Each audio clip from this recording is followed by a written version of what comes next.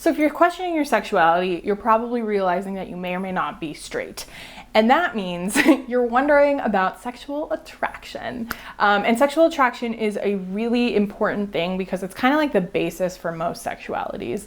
When you're getting into specifics of asexuality, it can get a little bit fuzzy. But generally, when you hear people talking about sexual attraction and sexuality, like, this is what it's all about. It's about sexual attraction. And I think for ace people specifically, sexual attraction can be really difficult to describe and nail down. So if you're confused, we're all there. We're with you. It doesn't make sense to me, but I'm going to do my best to try and explain it to you today and kind of touch on specifically the ace sexualities, but there are a lot of allosexualities to touch on as well. So before we get going, let me give you a definition, a working definition of sexual attraction. So sexual attraction is attraction on the basis of sexual desire or the quality of arousing such interest. This is from Wikipedia, by the way. So basically, the way I see sexual attraction, I don't really experience it, so I can't 100% guarantee that this is what it is. But to me, sexual attraction is basically like who you are interested in having sex with. It's somebody that you see and you think, oh my God, I want to have sex with them.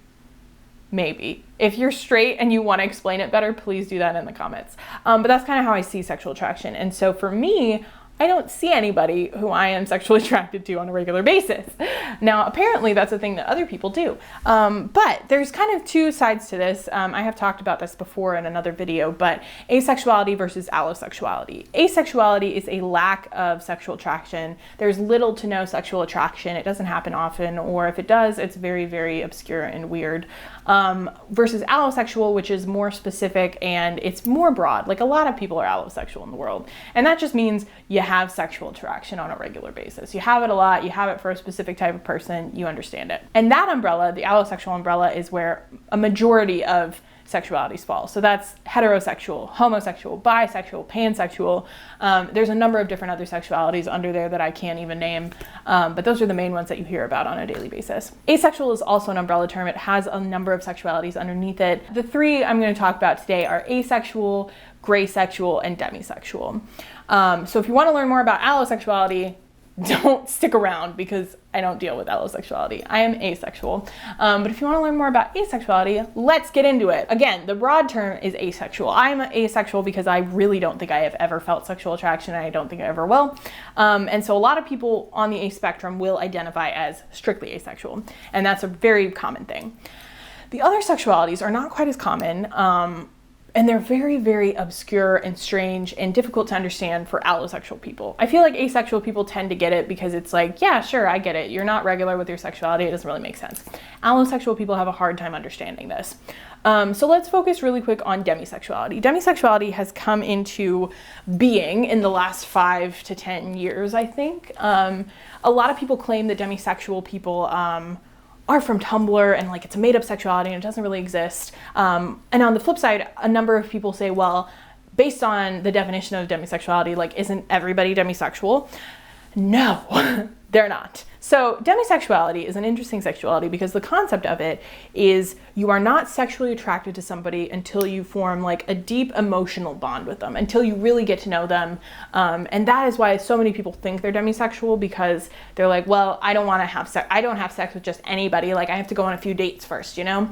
That's not what this is. Demisexual people don't feel sexual attraction until they like really, really understand and get to know somebody emotionally and personally. And I haven't experienced it, so I can't really say, but based on the friends that I have who are demisexual, like you really only get it for that certain person once you really get to know them. So it's not something like you go on a few dates and all of a sudden like, oh my God, like let's have sex.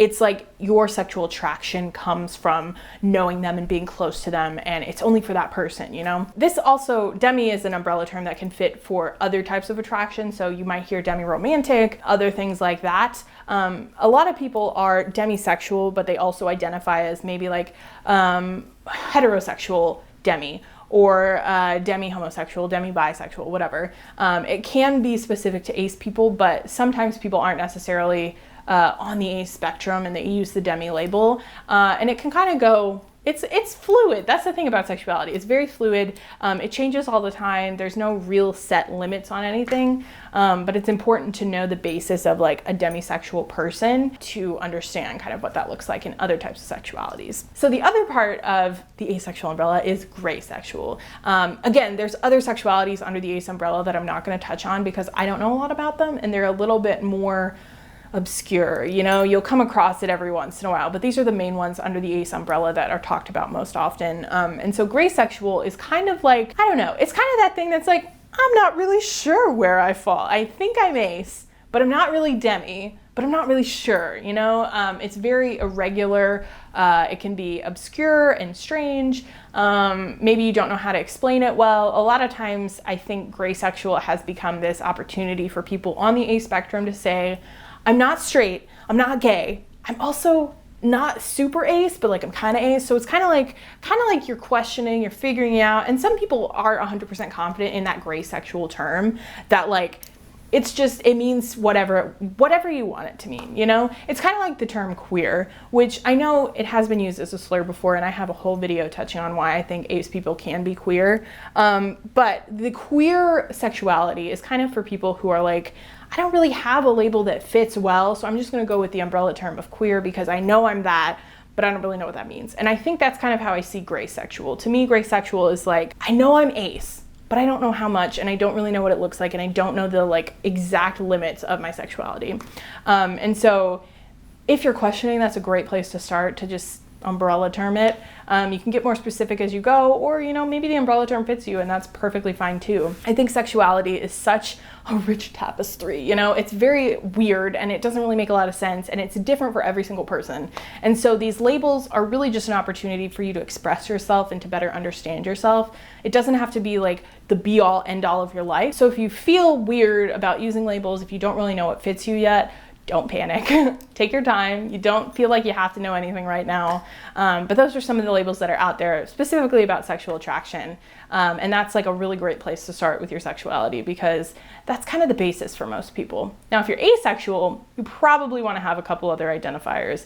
And I have other videos about that you can check out. But again, great starting point. If you have questions, leave them down in the comments. Hopefully there's other people down there that you can talk to, but I will try and answer comments whenever I can. And I applaud you for questioning your sexuality. And if you're not questioning your sexuality, I applaud you for getting information about the people around you who are questioning their sexuality, because it's just as important to be an ally as it is to be the person who's questioning.